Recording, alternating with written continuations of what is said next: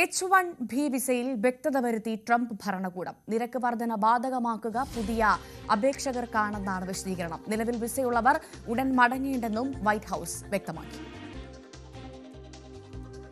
MC Mithun വിവരങ്ങളുമായി ചേർന്നു. മിഥുൻ, ഇന്നലെ വലിയൊരു ആശങ്കയോട് കൂടിയാണ് ഈ H-1B വിസയുമായി ബന്ധപ്പെട്ട വാർത്ത നമ്മൾ കേട്ടത്. പക്ഷേ ഇന്നാകുമ്പോഴേക്ക് അതിലൊരു ചെറിയ ആശ്വാസം ഇന്ത്യക്കാർക്ക് ഉണ്ട് എന്ന് മനസ്സിലാക്കാമല്ലേ?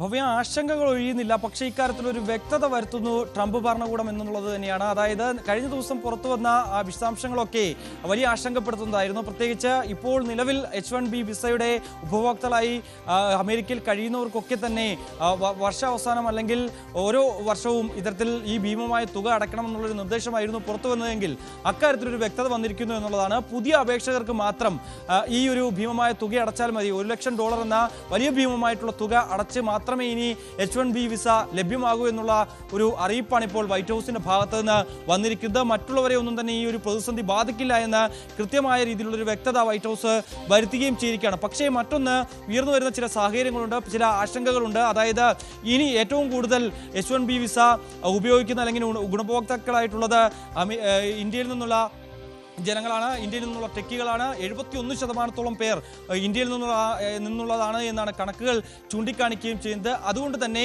ഈ ഇൻഫോസിസ്, ഒപ്പം തന്നെ TCS, വിപ്രോ അടക്കമുള്ള ഇന്ത്യയിൽ നിന്നുള്ള സ്ഥാപനങ്ങൾ, IT സ്ഥാപനങ്ങളൊക്കെ വലിയ കടുത്ത വെല്ലുവിളികളാണ് ഇനി നേരിടാൻ പോകുന്നത്. പ്രത്യേകിച്ച് നമുക്കറിയാം $1 ലക്ഷം എന്ന് പറയുന്നത് ഇന്ത്യൻ മണി 88 ലക്ഷം രൂപ വരും. അതേസമയം ഒരു ടെക്കി ഒരു കൃത്യമായ ഒരു കുറച്ചുകൂടി വ്യക്തമാക്കി പറഞ്ഞു കഴിഞ്ഞാൽ, നമ്മൾ ഇപ്പോൾ അവിടെ ജോലി നോക്കുന്ന ഒരാൾക്ക് പ്രതിവർഷം ലഭ്യമാകുന്ന അവരുടെ തുക എന്ന് പറയുന്നത് $66,000 വരെയാണ് ഒരു വ്യക്തിക്ക് പരമാവധി ലഭിക്കുന്നത്. അതായത് ഒരു 95% ആളുകൾക്ക് ലഭിക്കുന്നത് $66,000 ആണ് എങ്കിൽ അത് ഇന്ത്യൻ മണിയിലേക്ക് വരുമ്പോൾ ഏകദേശം 56 ലക്ഷത്തോളം രൂപ മാത്രമാണ് ലഭ്യമാകുന്നത്. അതിന് മറിച്ച് ഇത്രയും വലിയ ഭീമമായ തുക, അതായത് $1 ലക്ഷം നൽകിക്കൊണ്ട് 88 ലക്ഷം ഇന്ത്യൻ രൂപ നൽകിക്കൊണ്ട് അങ്ങനെ ഒരു ജോലിക്ക് വിടണോ എന്നുള്ള ഒരു ആശങ്കയാണ് ഇപ്പോൾ ഈ IT കമ്പനിക്ക് മുന്നിലുള്ളത്. അത്രയും വലിയ തുക നൽകിക്കൊണ്ട് ഇത്രയും കുറവ് വേതനം ലഭിക്കുന്ന ഒരു ജോലിയിലേക്ക് അമേരിക്കയിലേക്ക് അയക്കണോ എന്നുള്ള ഒരു ചോദ്യമാണ് ഇപ്പോൾ ഉയർന്നു വരികയും ചെയ്തത്. ഇതൊക്കെ സംബന്ധിച്ചുള്ള ചോദ്യങ്ങൾക്ക് അല്ലെങ്കിൽ അതിനൊക്കെ കൃത്യമായ ഒരു മറുപടി ഇപ്പോഴും വൈറ്റ് ഹൗസിന്റെ ഭാഗത്ത് നിന്ന്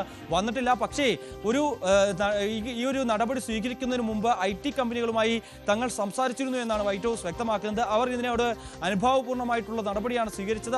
അനുകൂലമായ രീതിയിലാണ് അവർ പ്രതികരിക്കുകയും ചെയ്തത്. അവരുമായി സംസാരിച്ച് കൂടിയാലോചിച്ചതിന് ശേഷമാണ് ഇങ്ങനെ ഒരു തീരുമാനത്തിലേക്ക് എത്തിയത്. മറ്റൊന്ന്, അമേരിക്കയിലെ പൗരന്മാർക്ക് ജോലി ഉറപ്പുവരുത്തുക എന്നുള്ളതാണ്. അവിടുത്തെ ഒരു പൗരനും ജോലിയില്ലാതെ മറ്റ് വിദേശികൾക്ക് ജോലി നൽകുന്ന നയം അത് മാറ്റുന്നതിൻ്റെ ഭാഗമായി ആണ് ഇത്തരത്തിലൊരു തീരുമാനമെടുത്തത്. ഒപ്പം തന്നെ കുടിയേറ്റ ശ്രമങ്ങൾക്ക് അതിലൊരു തടയിടുക എന്നുള്ള മറ്റൊരു ലക്ഷ്യം കൂടി ട്രംപ് ഭരണകൂടത്തിൻ്റെ ഭാഗത്ത് നിന്ന് ഉണ്ടായി എന്ന് നമുക്ക് അല്ലെങ്കിൽ അത്തരത്തിലുള്ള വിശദീകരണമാണ് ട്രംപ് ഭരണകൂടം നൽകുകയും ചെയ്തത്. എന്തായാലും നിലവിലെ സാഹചര്യത്തിൽ ആശങ്ക ഒഴിയുന്നു, ചെറിയ രീതിയിലുള്ള ആശ്വാസമുണ്ട് എങ്കിൽ പോലും തന്നെ ആശങ്കകൾ ഒഴിയുന്നില്ല.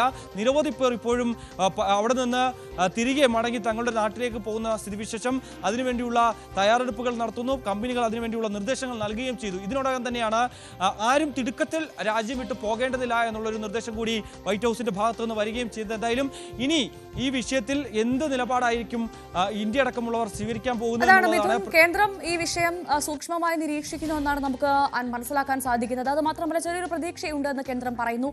അങ്ങനെയാകുമ്പോൾ എന്തെങ്കിലും ഒരു മാറ്റം ഉണ്ടാകുമെന്നാണോ കേന്ദ്രം പ്രതീക്ഷിക്കുന്നത്? അതുകൊണ്ടായിരിക്കുമോ ചെറിയൊരു പ്രതീക്ഷയുണ്ട് എന്ന് പറയാനുള്ള കാരണം? ഭവ്യ, സ്വാഭാവികമായും ഈ വിഷയം എന്തായാലും കേന്ദ്ര സർക്കാർ മുന്നോട്ട് വയ്ക്കുകയും ചെയ്യും. ഒപ്പം തന്നെ ഇക്കാര്യത്തിൽ ഒരു ചർച്ചകൾക്ക് സാധ്യതകൾ അല്ലെങ്കിൽ അതിനുവേണ്ടിയുള്ള വഴിയൊക്കെ തുറക്കുകയും ചെയ്യും. പ്രത്യേകിച്ച് വ്യാപാര കരാറുമായി ബന്ധപ്പെട്ടുള്ള ചർച്ചകൾ നടക്കുകയാണ്.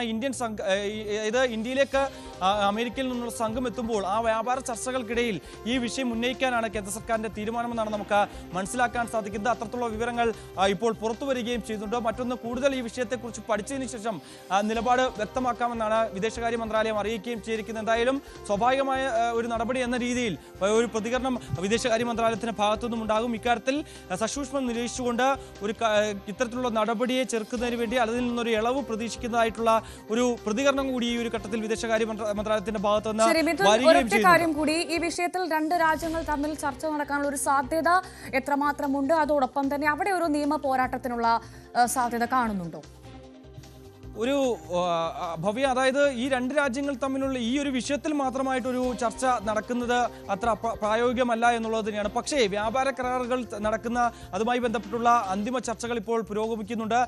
ആ ചർച്ചയുടെ വേളയിൽ ഈ ഒരു വിഷയം മുന്നോട്ട് കൊണ്ടുവരിക അല്ലെങ്കിൽ ഉന്നയിക്കാനുള്ള ഒരു നീക്കമാണ് കേന്ദ്ര സർക്കാർ ഇപ്പോൾ നടത്തുന്നത്. അത് സംബന്ധിച്ചുള്ള ചർച്ചകൾ ധനമന്ത്രാലയത്തിന്റെ ഭാഗത്ത് നിന്ന് തുടങ്ങിക്കഴിഞ്ഞതായിട്ടുള്ള വാർത്തകൾ വരുന്നുണ്ട്. പ്രത്യേകിച്ച് നമുക്കറിയാം ഈ ഒരു തീരുമാനം നേരത്തെ വെള്ളിയാഴ്ചയാണ് ഇത് സംബന്ധിച്ചുള്ള സുപ്രധാന പ്രഖ്യാപനം യുഎസിന്റെ ഭാഗത്തു നിന്ന് ഉണ്ടാകുന്നത്. അതിനുശേഷമാണ് കഴിഞ്ഞ ദിവസം അമേരിക്കൻ പ്രസിഡന്റ് ഡൊണാൾഡ് ട്രംപ് ഈ ഒരു ഉത്തരവിൽ ഒപ്പിടുകയും ചെയ്യുകയും അത് പ്രാബല്യത്തിൽ വരുന്ന തരത്തിലേക്ക് മാറുകയും ചെയ്തത്. പിന്നീടാണ് ഇക്കാര്യത്തിൽ ചില അവ്യക്തതകളൊക്കെ നിലനിൽക്കുകയും ചെയ്തത്. അതിലാണ് ഇപ്പോൾ വ്യക്തത വരുത്തുകയും ചെയ്തിരിക്കുന്നത്. എന്തായാലും നിയമവശങ്ങൾ സംബന്ധിച്ചുള്ള കാര്യങ്ങൾ അല്ലെങ്കിൽ അത് നിയമപരമായി നിലനിൽക്കുമോ എന്നുള്ള ചോദ്യങ്ങൾ ഇപ്പോഴും ഉയരുന്നുണ്ട്. കാരണം പ്രത്യേകിച്ച് നമുക്കറിയാം നേരത്തെ താരിഫുമായി ബന്ധപ്പെട്ടുള്ള വിഷയങ്ങളിലൊക്കെ ഫെഡറൽ കോടതി സ്വീകരിച്ച നടപടി, ഫെഡറൽ കോടതിയുടെ വിധി അത് വലിയ തിരിച്ചടിയായിരുന്നു ഡൊണാൾഡ് ട്രംപിന് ഏറ്റുവാങ്ങേണ്ടി വരികയും ചെയ്ത്. പ്രത്യേകിച്ച് എമർജൻസി എക്കണോമിക് ആക്ട് പ്രകാരം ഒരു നടപടി മറ്റ് രാജ്യങ്ങൾക്ക് മേൽ ഇത്തരത്തിൽ തീരുവ ഉയർത്തിക്കൊണ്ട് നടത്താൻ അമേരിക്കൻ പ്രസിഡന്റിന് സാധിക്കില്ല എന്നുള്ള ഒരു സുപ്രധാനമായിട്ടുള്ള നിർണായകമായിട്ടുള്ള വിധിയായിരുന്നു ഈ ഫെഡറൽ കോടതിയുടെ ഭാഗത്തുനിന്ന് വന്നത്. അതുകൊണ്ട് തന്നെ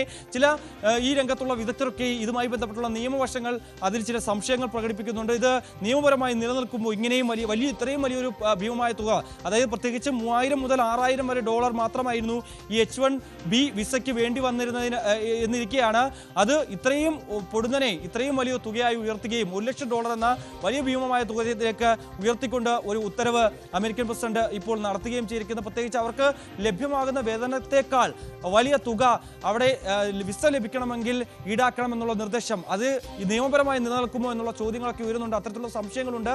അത് സംബന്ധിച്ചുള്ള വിവരങ്ങളൊക്കെ വരും മണിക്കൂറുകളിൽ പുറത്തു വരുമെന്നാണ് പ്രതീക്ഷിക്കുന്നത്. ശരി, എം ജി മിഥുനാണ് വിശദവിവരങ്ങൾ നൽകിയത്.